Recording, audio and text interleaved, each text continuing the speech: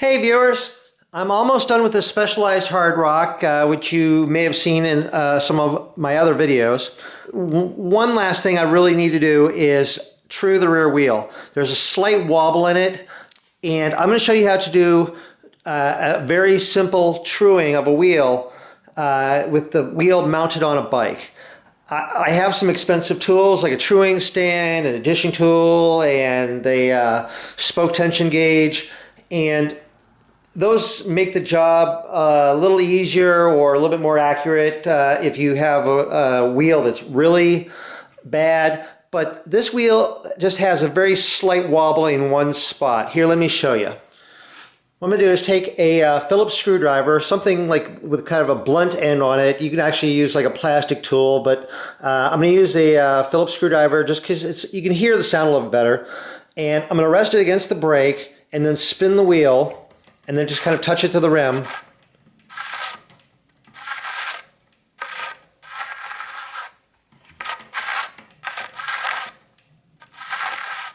So you can kind of hear that it's in contact with the rim most of the way around, but then there's one little spot where it kind of wobbles over to the other side. And to do simple truing, you want to find which side of the wheel, which part of the wheel is mostly straight. This is there's certain assumptions on this, is that, I'm assuming that the wheel is mostly straight and then there's maybe one or two spots where it wobbles one way or the other. And so what you do is take those parts that wobble and move them over in line with the rest of the wheel, so now the whole wheel is straight. I'm also assuming that the wheel is completely round, that there's no parts where the wheel goes up or down, and on this wheel it's round, so there's not like a part where it's like a low spot and comes up. That gets more involved, and you probably need a truing stand to really do that right and make that easier. But on this, it's a very slight wobble. It's just one part here where it's moving over to the left and then coming back over, just one little spot. So I want to find that spot and then just move it over. Okay, I'm over on the other side here, so let me show you where the little out of round part is. Hold the screwdriver against there. So you can kind of hear that there's one spot that it rubs against as it goes around.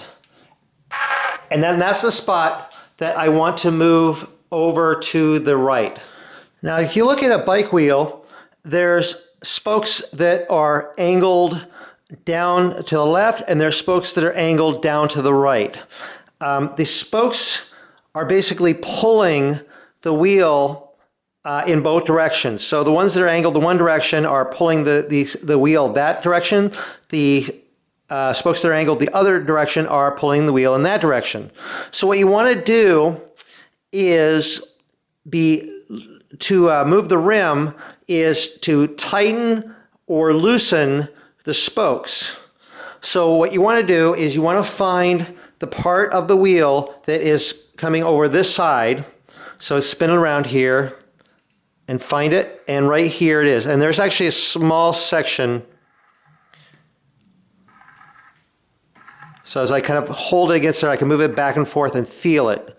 So there's a small section from right here to right about there. So it involves a handful of spokes here.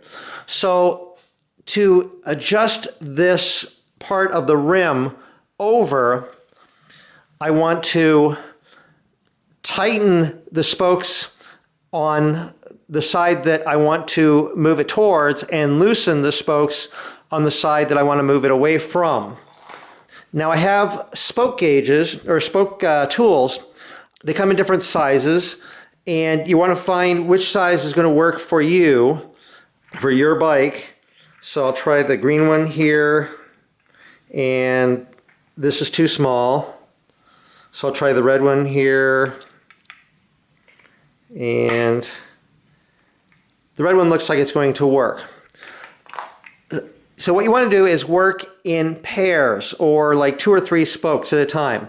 So I want to move this part of the wheel over, so I'm going to tighten these 2 spokes and loosen these 2 spokes.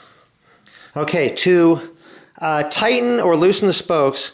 To tighten the spoke, you want to take the nipple here with your little wrench, and to tighten it, I want to turn this counterclockwise. And when adjusting spokes, you want to do it in very small increments. I'm going to start off by just maybe turning this maybe a quarter of an eighth of a turn. Then when I tighten the spoke on this side, I want to loosen the spoke on this side. So to loosen it, I'm going to turn this clockwise. I'm just going to turn it maybe an eighth of a turn. And then there were a couple other spokes here. So I'm going to tighten this maybe an eighth of a turn and loosen this one about an eighth of a turn. Do it in small increments. This is going to possibly be a time-consuming process. You want to take your time, be patient, and do it in small increments. Then retest. And then find that spot again.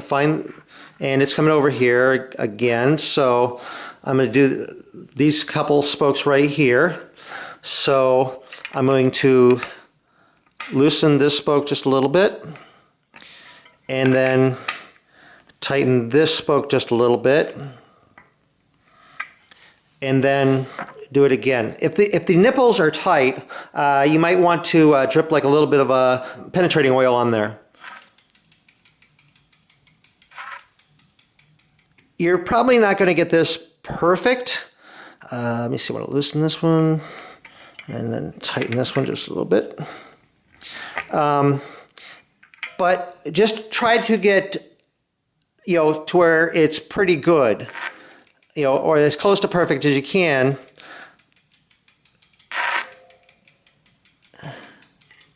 Getting a rim perfectly true just takes a lot of experience, and it comes, if you have a truing stand, it just makes it a lot easier. Okay, I want to loosen this one and tighten this one just a little bit. Well, the wheel is running much straighter now. I can put my finger up there, just kind of touch the rim and kind of feel that there's very little movement. It's a little tiny bit, but nothing major like it was.